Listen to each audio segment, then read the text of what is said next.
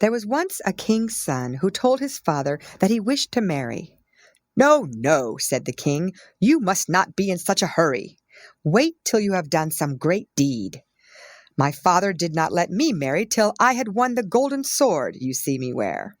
The prince was much disappointed, but he never dreamed of disobeying his father, and he began to think with all his might what he could do.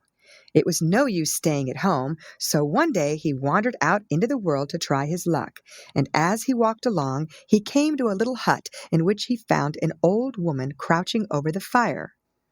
"Good evening, mother. I see you have lived long in this wood. Do you know anything about the three bulrushes?" "Yes, indeed. I've lived long and been much about in the world, but I have never seen or heard anything of what you ask. Still, if you will wait till tomorrow, I may be able to tell you something." Well, he waited till the morning, and quite early the old woman appeared and took out a little pipe and blew in it, and in a moment all the crows in the world were flying about her. Not one was missing. Then she asked if they knew anything about the three bulrushes, but not one of them did. The prince went on his way, and a little further on he found another hut in which lived an old man. On being questioned, the old man said he knew nothing, but begged the prince to stay overnight, and the next morning the old man called all the ravens together, but they too had nothing to tell. The prince bade him farewell and set out. He wandered so far that he crossed 7 kingdoms, and at last, one evening, he came to a little house in which was an old woman. "Good evening, dear mother," said he politely. "Good evening to you, my dear son," answered the old woman. "It is lucky for you that you spoke to me, or you would have met with a horrible death. But may I ask, where are you going?"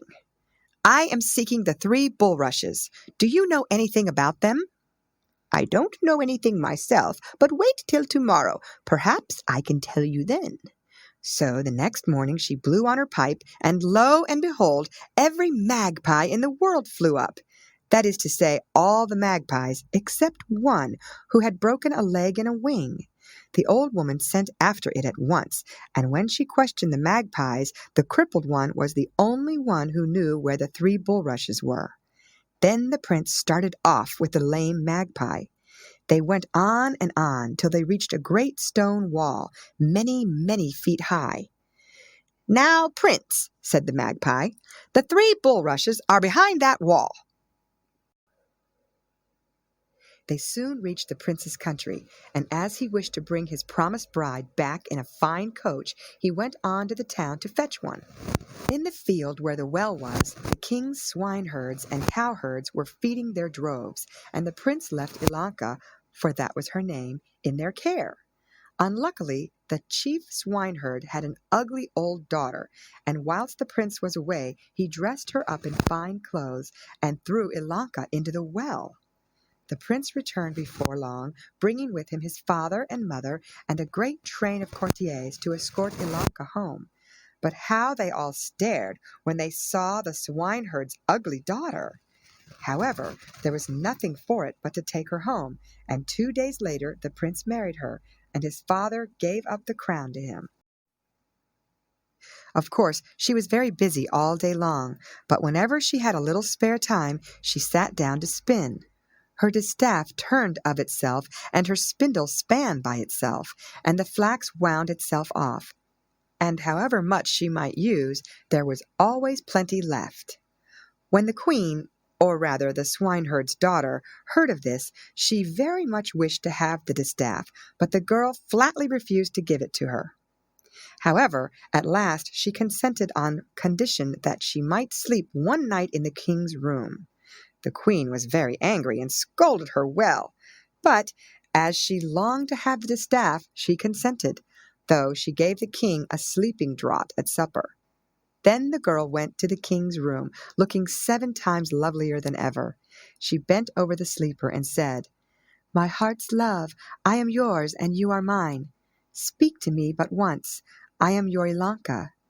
But the king was so sound asleep he neither heard nor spoke, and Ilanka left the room, sadly thinking he was ashamed to own her.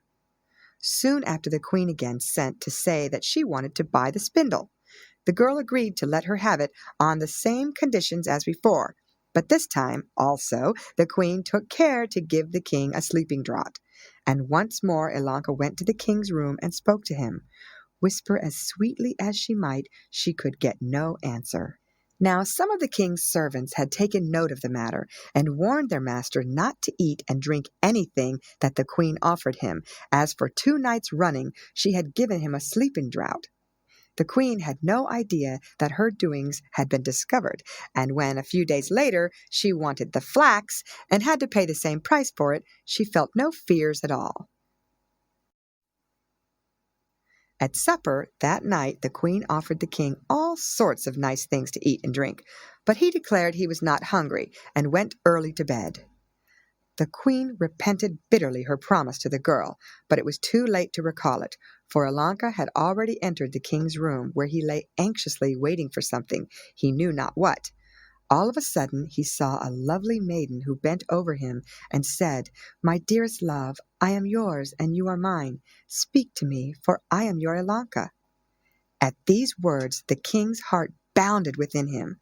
He sprang up and embraced and kissed her, and she told him all her adventures since the moment he had left her.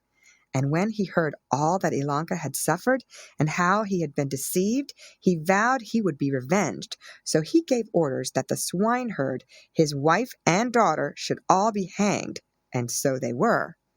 The next day the king was married, with great rejoicings, to the fair Ilanka, and if they are not yet dead, why, they are still living.